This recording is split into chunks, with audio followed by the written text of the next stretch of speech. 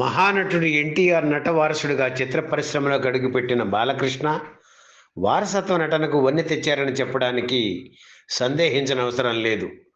ఒక మహానటుడి తనయుడు చిత్రరంగ ప్రవేశం చేస్తున్నాడని తెలియగానే అతని రాక కోసం అభిమానులు, ప్రేక్షకులు ఆసక్తిగా ఎదురు చూస్తుంటారు.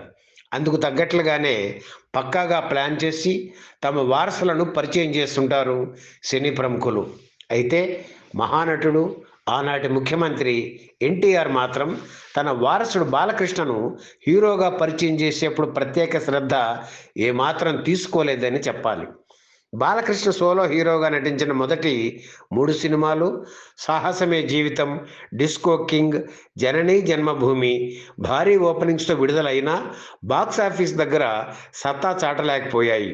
దాంతో ఆర్టిస్టుగా బాలకృష్ణ పనికిరాడని, ఎన్టీఆర్కు తగ్గ వారసుడు కాడని తొలి రోజుల్లో ప్రచారం జరిగింది. అయితే ఎవరు ఊహించని విధంగా 4వ చిత్రం మంగమ్మ గారి మనవడితో హీరోగా బాలకృష్ణ జైత్రయాత్ర మొదలైంది. ఇక అప్పటి నుంచి బాలయ్య సినిమా అంటే చాలు బయ్యర్లు పరుగులు తీస్తూ ఆయన చిత్రాల హక్కులు కొనడానికి పోటీ పడేవారు. తెలుగునాట ఎన్టీఆర్ ప్రభుత్వం ప్రవేశపెట్టిన స్లాబ్ విధానాన్ని ఆ రోజుల్లో కొంతమంది సినీ ప్రముఖులు విమర్శించారు. ఇది చిత్ర పరిశ్రమకు క్యాన్సర్ లాంటిదని నిరసన వ్యక్తం చేశారు. అయితే ఆ విధానం వల్లే భారీ బడ్జెట్ చిత్రాలకు మరిన్ని వసూళ్లు వచ్చే వీలు ఏర్పడింది. నటీనటుల పారితోషికాలు పెరగడానికి స్లాబ్ విధానం కారణమైంది. ఆ సమయంలోనే తెలుగు చిత్ర పరిశ్రమలో స్లంప్ ఏర్పడింది. అయితే ఆ స్లంప్ ప్రభావం బాలకృష్ణ మీద, ఆయన సినిమాల మీద పడలేదనే చెప్పాలి. ఎందుకంటే ఆ సమయంలో విడుదలైన బాలకృష్ణ చిత్రం అపూర్వ సహోదరులు భారీ వసూళ్లు సాధించింది. ఎన్టీఆర్ పేరెత్తితే చాలు దర్శకేంద్రుడు రాఘవేంద్రరావు పులకించిపోతుంటారు. ఎన్టీఆర్ అంటే ఎంతో గౌరవం, అభిమానం ఆయనకు. 3వ తరం దర్శకుల్లో ఎన్టీఆర్తో 12 చిత్రాలకు పనిచేసిన ఘనత రాఘవేంద్రరావుది. ఎన్టీఆర్తో రూపొందించిన 3 ద్విపాత్రాభినయ చిత్రాలు గజదొంగ, కొండవీటి సింహం, జస్టిస్ చౌదరి ఘన విజయం సాధించాయి. అలాగే ఎన్టీఆర్ నటవారసుడు బాలకృష్ణ తొలిసారిగా ద్విపాత్రాభినయం చేసిన అపూర్వ సహోదరులు చిత్రానికి రాఘవేంద్రరావు దర్శకత్వం వహించడం విశేషం. తన సోదరుడు కృష్ణమోహన్ రావుతో కలిసి ఆర్కే అసోసియేట్స్ పేరుతో చిత్ర నిర్మాణ సంస్థను నెలకొల్పి రాఘవేంద్రరావు నిర్మించిన తొలి సినిమా కూడా ఇదే. 1986 మార్చి 1వ తేదీన మద్రాసులోని ఏవిఎం స్టూడియోలో అపూర్వ సహోదరుల చిత్రం షూటింగ్ మొదలైంది. దొంగలా దోచుకో అనే పాటతో చిత్రీకరణ మొదలైంది. బాలకృష్ణ, విజయశాంతిలపై చిత్రీకరించిన పాట అది. ముహూర్తపు షాట్కు rebel star Krishnamraju camera switch on చేయగా మెగాస్టార్ చిరంజీవి తొలి క్లాప్ ఇచ్చారు. ఎన్టీఆర్ నటించిన రాముడు భీముడు చిత్రం ఫార్ములాలోనే ఈ చిత్ర కథ సాగిన తన ద్విపాత్రాభినయంలో వైవిధ్యం ప్రదర్శించారు బాలకృష్ణ. రాఘవేంద్రరావు దగ్గర పనిచేసే అసోసియేట్ డైరెక్టర్ సునీల్ వర్మ అందించిన ఈ కథకు సత్యానందం మాటలు రాశారు. సాధారణంగా ద్విపాత్రాభినయ చిత్రాల్లో ఒక పాత్ర సాఫ్ట్గా, మరో పాత్ర రఫ్గా ఉంటాయి. కానీ అపూర్వ సహోదరుల చిత్రంలో సహోదరుల పాత్రలు రెండూ రఫ్గా ఉండటం విశేషం. బాలకృష్ణ సరసన విజయశాంతి, భానుప్రియ నటించారు. ఖర్చుకు ఏమాత్రం వెనుకాడకుండా భారీ బడ్జెట్తో ఈ చిత్రాన్ని రూపొందించారు. మద్రాస్, మైసూర్, ఊటీలలో జరిగిన 3 షెడ్యూల్స్తో అపూర్వ సహోదరుల చిత్రం పూర్తయింది. విజయదశమి కానుకగా 1986 అక్టోబర్ 9న ఈ చిత్రం విడుదలైంది. ఏరియా అమ్మకాల్లో అప్పటి వరకు విడుదలైన చిత్రాల కంటే అత్యధిక రేట్లకు అమ్ముడైన సినిమా ఇది.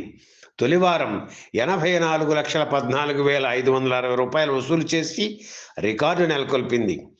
బాలకృష్ణ నట జీవితంలో ఒకే ఏడాది 6 వరుస విజయాలు చూడడం అరుదైన రికార్డు. 1986లో ఆ విశేషం చోటు చేసుకుంది. ముద్దుల కృష్ణయ్య చిత్రంతో మొదలైన ఈ విజయ పరంపర 1986లో బాలకృష్ణ చివరి సినిమాగా వచ్చిన అపూర్వ సహోదరులతో పూర్తయింది. ఈ సినిమాలో కొత్తదనం ఏమీ లేకపోయినా తనదైన మార్కుతో రాఘవేంద్రరావు చిత్రాన్ని మలచిన తీరు ప్రేక్షకుల్ని ఎంతగానో ఆకట్టుకుంది.